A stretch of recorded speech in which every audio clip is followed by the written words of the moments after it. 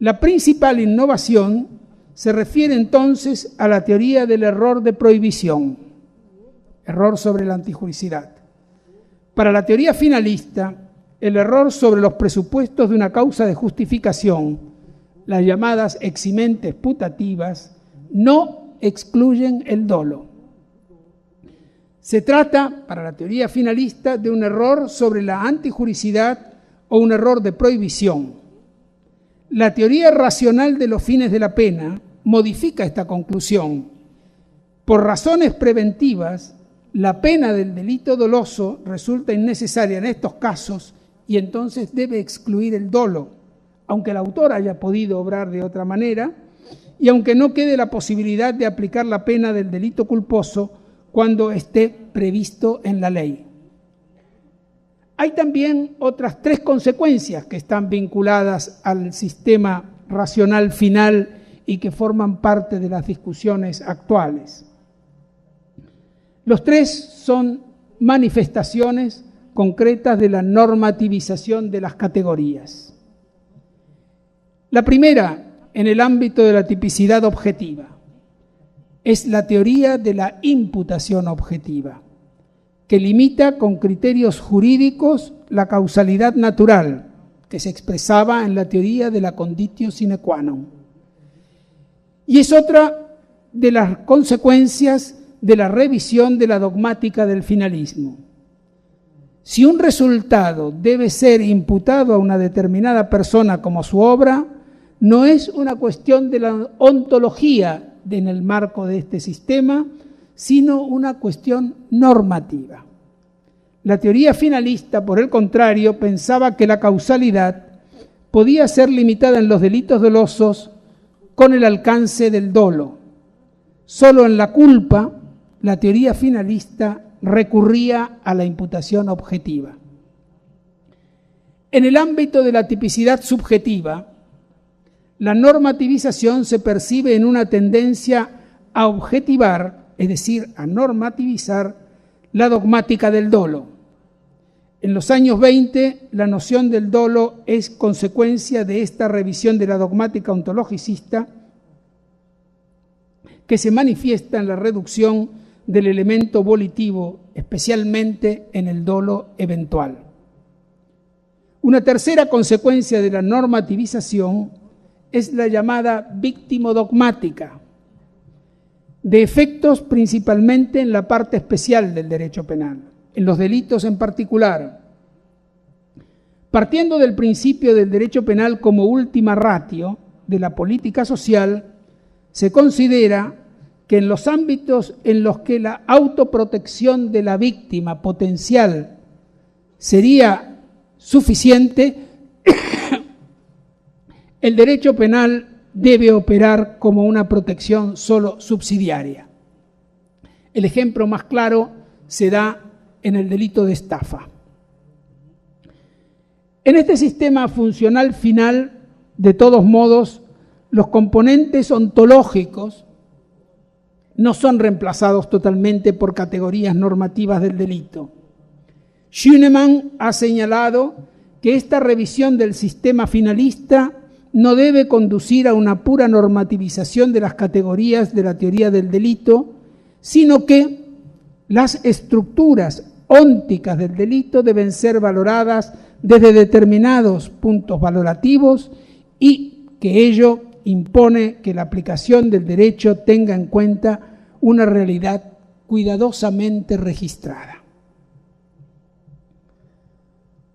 Hasta aquí el sistema racional final. En 1976, Günther Jacobs publicó un opúsculo titulado Culpabilidad y Prevención. En él sostuvo,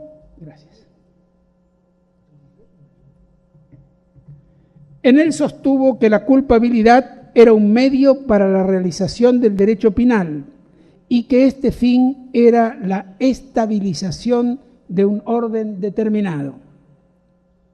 Desde entonces, las propuestas de Jacobs y sus discípulos sobre el sistema de la teoría del delito se denominan por lo general sistémicas. ¿Por qué se llaman sistémicas? ¿Por qué se llama sistémica a la teoría del delito desarrollada por Jacobs? Es claro que la teoría tiene una vinculación con la sociología de Niklas Luhmann. Pero Luhmann, en mi opinión, es solo una fuente de inspiración. Sin duda no se parte de un hecho humano individual, sino de la definición de sistemas sociales de Luhmann.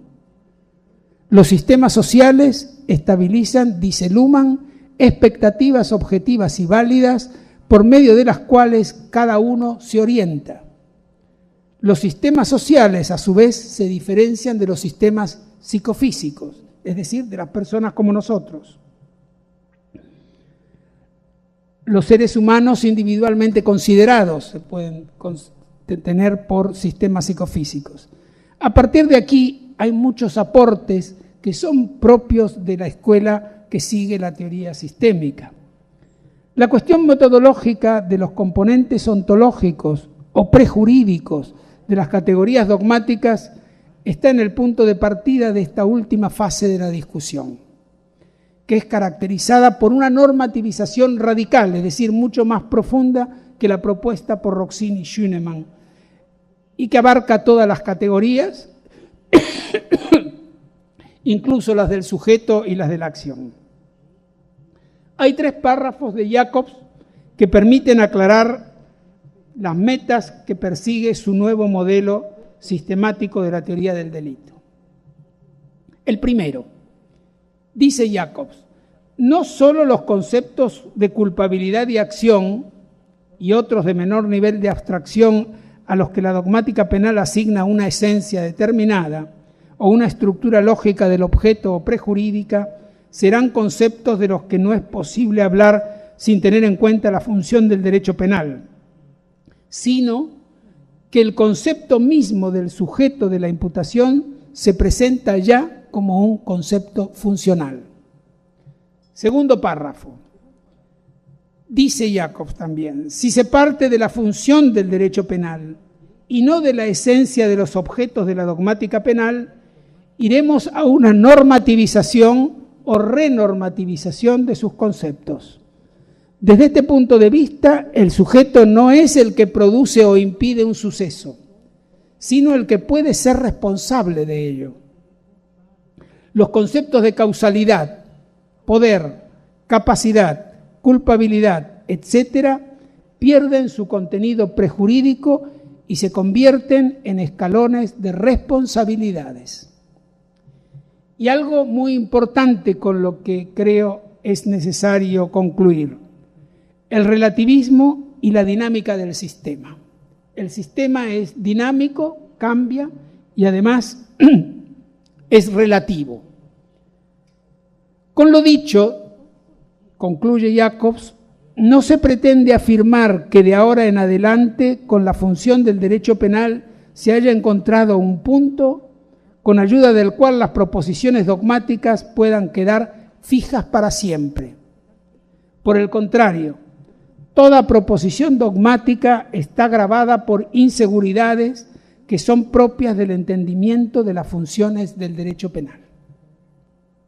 Esto lo decía los 3 párrafos que he citado en 1983. Por lo tanto, las propuestas de Jacobs valen solo en la medida en la que se admitan sus puntos de partida sobre la función del derecho penal, cosa que ocurre con todos los sistemas. Esta función se define como la estabilización de normas. El derecho penal, entonces, no tiene la función de proteger bienes jurídicos, porque imputar a alguien una acción y aplicarle por ello una pena tiene la finalidad de ratificar la validez de la norma infringida.